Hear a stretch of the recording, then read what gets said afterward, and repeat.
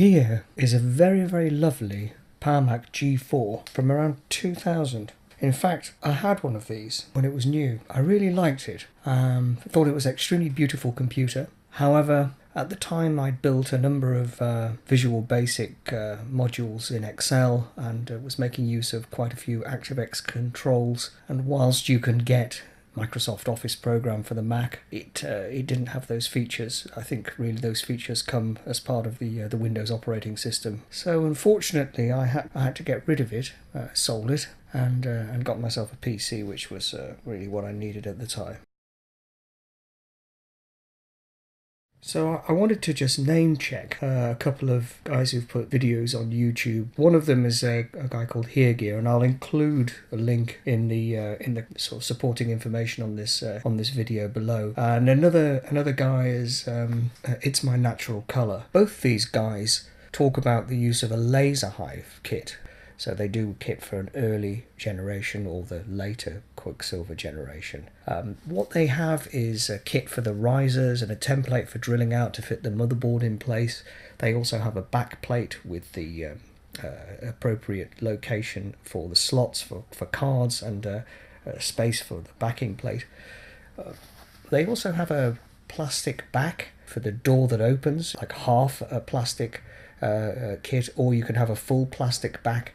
And actually, from my perspective, I didn't think that looked right, and so the route that I've taken is to modify the existing stock back to create a much more stock look and feel, and I think it's worked out quite well. And the main reason for that actually is, one, the colour is correct for the case, and secondly, the way that the case is moulded into the handles and the feet. That look isn't achieved when you use the laser hive kit. What I'll do now is I'll just quickly open the case up and take a look inside.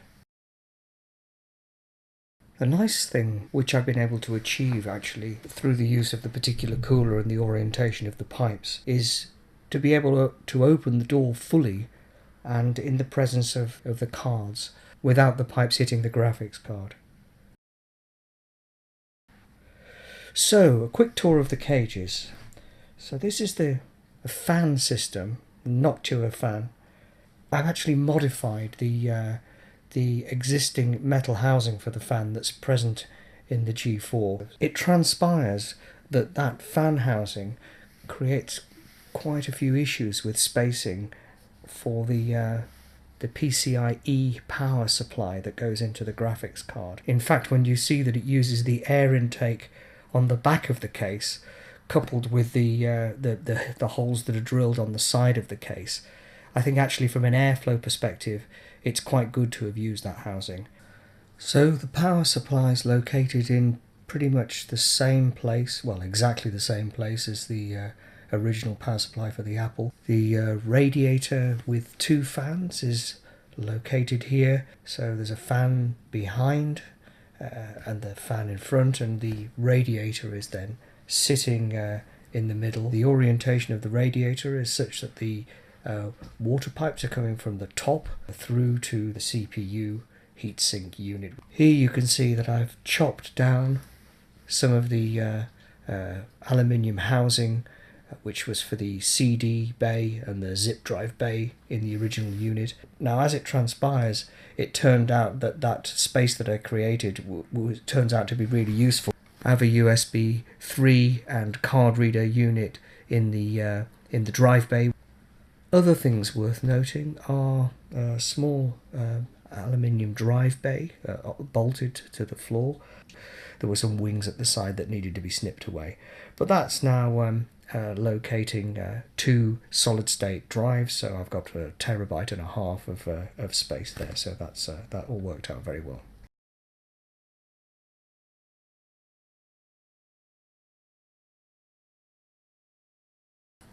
And out of the power supply I'm bringing a Molex line to feed the Asus Zonar STX sound card. It's a pretty nice sound card. And the graphics card. This is a EVGA GTX 1060 superclocked card. It has a PCIe socket on the top there, which is again fed from the power supply by a direct line. But there's an interesting story about that, which I'll leave for later. In terms of card lengths, I think this is about 172mm long. Yeah, the Asus motherboard here is a pretty nice motherboard. It's a Republic of Gamers board, which has the additional feature of having built-in Wi-Fi. An hour of video from, well, actually video that I shot from this Polaroid cube thing, transpires that the file format that produces isn't compatible with Adobe Premiere, which means that it needs to be converted. So I used the VLC. Well, things got pretty warm and there was a lot of air flowing and the fans were going like crazy, but the CPU was at 70 degrees, so all seemed pretty stable. And actually the ambient temperature, we're in a bit of a heat wave at the moment. I think it was about 23, 24 degrees in the room, so yeah, I think from a cooling perspective, everything's under control.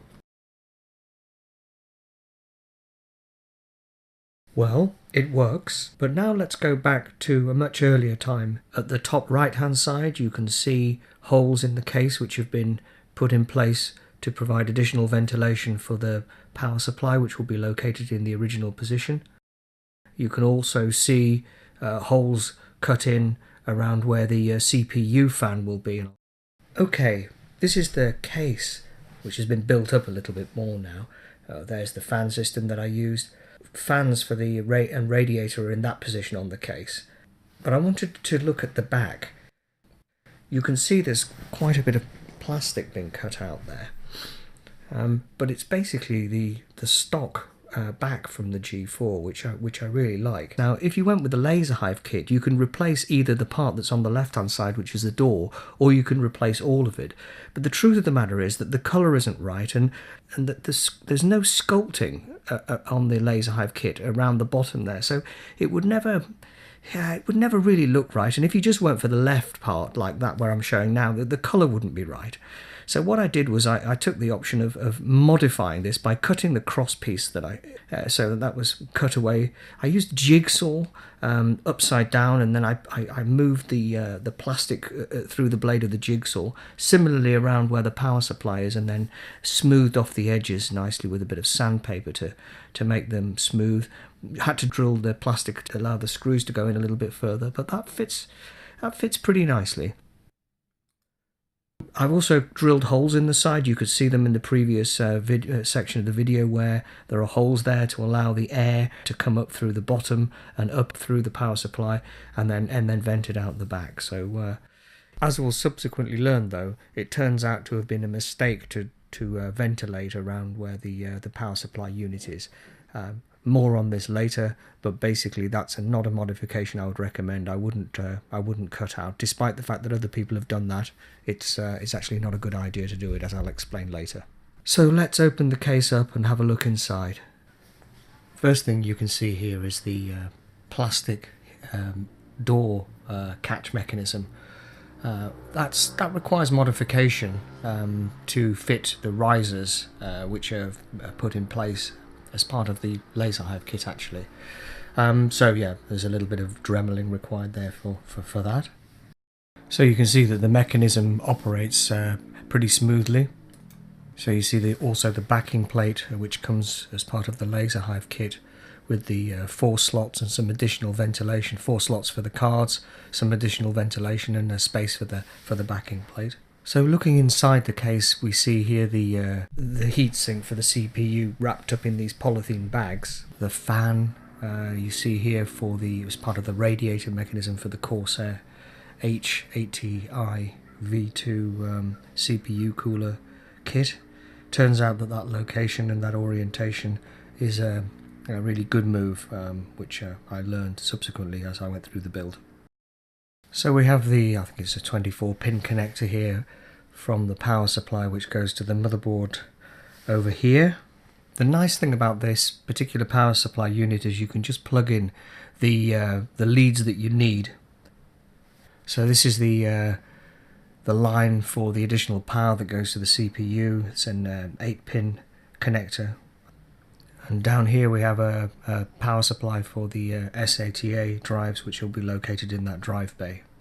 So the fan is in the original part, but slightly modified, trimmed down so that I can put the CPU cooler fan in place. Cut down the CD drive housing, hacked that away, and also located a USB 3 header and some card readers, so that front slot has some utility to it, which is quite good. Transpires that creating that space by cutting down those drive bays was really critical in terms of locating the hose pipes for the CPU cooler system. So I've also got some wiring in for the speaker and the on-off switch and the reset switch, etc. Maybe some people are thinking, how do you actually do that? How do you wire that in? So I'll just spend a bit of time talking about how I modified the switch mechanism. What you see is the on-off switch, the reset switch, and this other switch here, which I think it might be called the program switch. We don't use it. We need to be able to make these two switches work and also get the LED working. And I also thought it was quite convenient if we could make use of the socket which existed. So popping the board out, you can see the two switches that I'm interested in with wires that are actually covered in a bit of glue gun glue. The wires are soldered to the switches and then pop through the board and then go to the back and then find their way to convenient soldering points. I've cut the tracks or the lines in the circuit board using a Dremel, so effectively isolating the socket and the switches. It doesn't matter which pin you solder to, you can marry that up with the cable just as long as you've got a multimeter in order to be able to identify what's connected to what.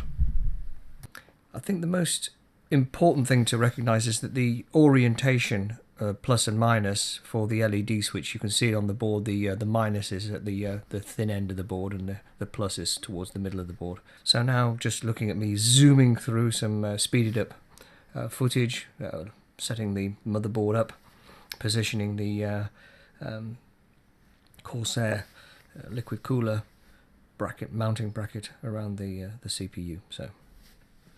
So lots of fun and games with thinking about the orientation of the CPU cooler on the CPU. So I hadn't actually put the processor in at this point. I'm just kind of messing around with the orientation to take a look at whether or not we can close the case up, actually, to be perfectly honest. So if you look at some of the other videos in the links that I included, for example, thinking of It's My Natural Colour, he had a lot of issues with the pipes interfering or sort of bumping into the graphics card, etc. So I kind of thought that this particular cooler system might have slightly longer leads, and particularly in this orientation you can see that there's plenty of space underneath the pipes there. So here we are, messing around with wires to be able to close the case up and just feeling the tension to see whether that's going to work out okay. Pushing the wires around a little. Really just not giving enough. So I think at this point I realise actually we need to change the orientation of the pipes in order to create a little bit less tension as we're closing the case up. So there we go, just rotate it 90 degrees, pop it back on, and see how that goes. Well, in fact, it worked out a great deal better. So just that change in orientation was all that was needed to just allow the pipes to move into a slightly more spacious location, and the case closes very, very nicely. And actually, it's worked out just fine. Still plenty of space underneath in that orientation, plenty of space underneath for the cards. The door will open without the pipes crashing into the cards. Now getting prepared to locate the heatsink in position on the CPU. I've managed to put the CPU in place, and I'm just going through this so-called buttering procedure, which this is to just fill in any of the little grooves and cracks that there might be in the surface of the heatsink using the very fine particulate silver. Push it on using a credit card or some such. What we do is just put a small amount, about the size of a grain of rice, of Arctic Silver 5 on the CPU in a longitudinal orientation, and then position the cooler on top of that, pressing it down all in one go to try and cause the paste to spread out smoothly. and then tighten that up nice and evenly. So with all that wiring fun and games done and dusted, it comes time to switch on, plug in, connect up the CD drive and put the operating system in and see whether it all works. And as you see, it lives, which is always a great moment when you're doing a build.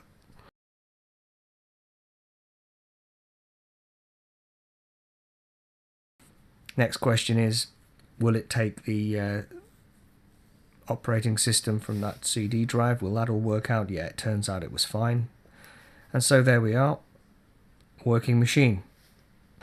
Yeah, so I put the Asus sound card in the bottom, decent signal to noise ratio, nice card.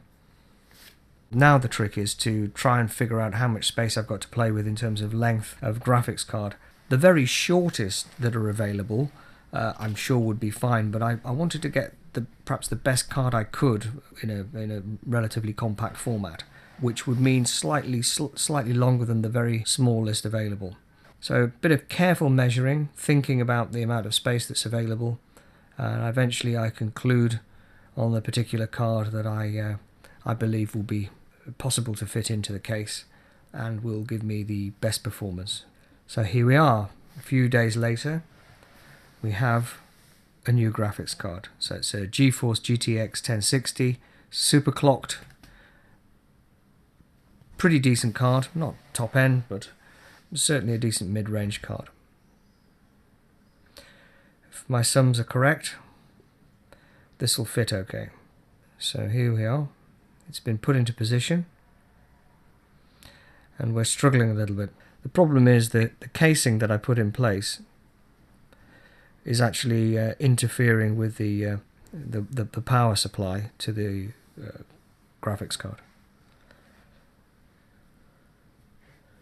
If I'd have bolted the fan to the inside of the case and ditched that housing, there would have been certainly more space.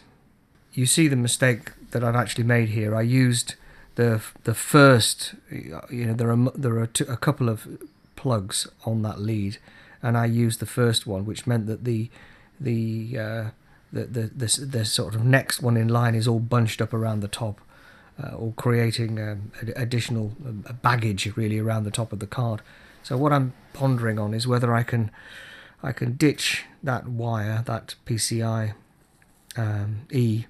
power cable, and use the adapter which came with the graphics card, which allows you to connect two Molex lines to the machine. And that, I believe, looking at the nature of the orientation around that socket, that there's more space, that those wires can be folded down, and it'll provide a more compact unit when it's plugged into the top of the card. So trying that out, bending the wires down as hard as they'll go, and then the question is there enough space to close the case at when it's in that orientation?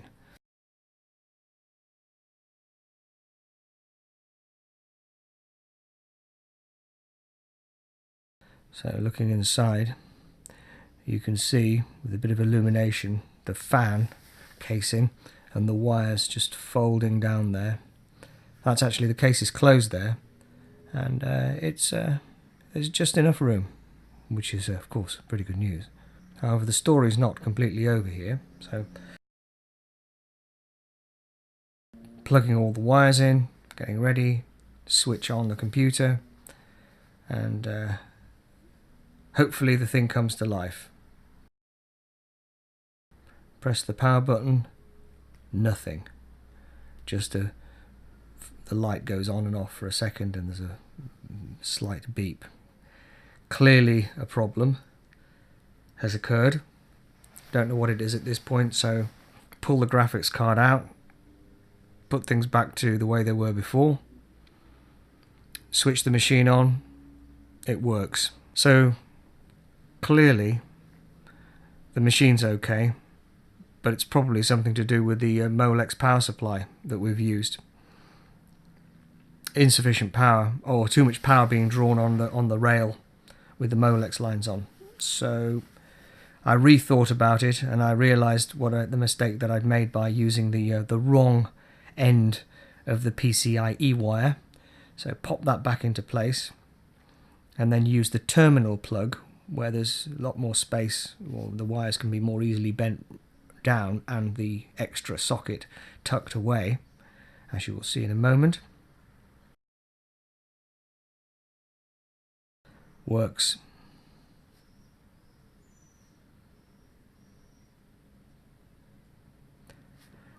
So that was it, really. That was the problem.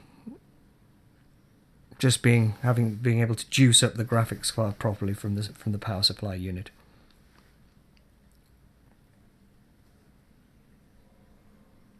Little graphics card benchmark test there. Seems okay.